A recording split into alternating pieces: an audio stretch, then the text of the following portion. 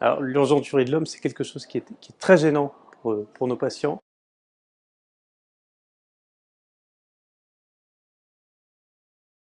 Et qu'on ne peut pas laisser à l'abandon, il faut le diagnostiquer et l'explorer. L'explorer pourquoi? Parce que les causes sont multiples. On ne peut pas considérer que c'est uniquement la prostate de nos patients qui est responsable de l'urgenturie. On peut avoir d'autres causes vésicales ou neurologiques qui peuvent conduire à la survenue d'urgenturie.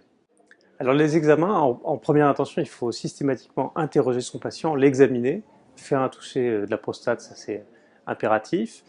Et puis on se sert aussi souvent d'un catalogue mictionnel. On fait systématiquement une analyse d'urine à la recherche par exemple de sang ou de globules blancs qui pourraient être révélateurs d'une tumeur ou d'une infection, etc. Peut-être de façon systématique, on fera aussi chez l'homme et pas chez la femme une débimétrie pour mesurer la qualité du débit urinaire et une mesure du résidu post-mictionnel par échographie pour vérifier que la vessie se vide totalement lors de la miction. Et ce n'est qu'en seconde intention qu'on pourra demander par exemple un bilan urodynamique ou une urétrocystoscopie pour aller voir visuellement l'état de la vessie.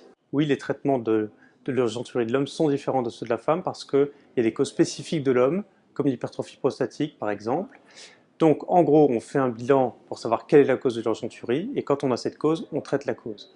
Si cette cause est une hypertrophie de la prostate, ce qu'on appelle l'adénome de la prostate ou l'hypertrophie bénigne de prostate, eh bien on a recours à des traitements médicaux comme les alpha-bloquants par exemple qui relâchent les fibres musculaires de la prostate et permettent de mieux vider la vessie et souvent de diminuer les urgenturies.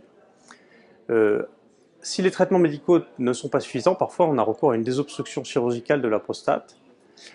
À côté de ça, si les causes ne sont pas prostatiques, sont vésicales, neurologiques, etc., on a recours à des traitements qui ne sont pas spécifiques de l'homme. Donc en première intention, bien sûr, c'est des mesures dites hygiéno-diététiques. Hein. On vérifie que les gens ne boivent pas trop de café, ne boivent pas trop tout court.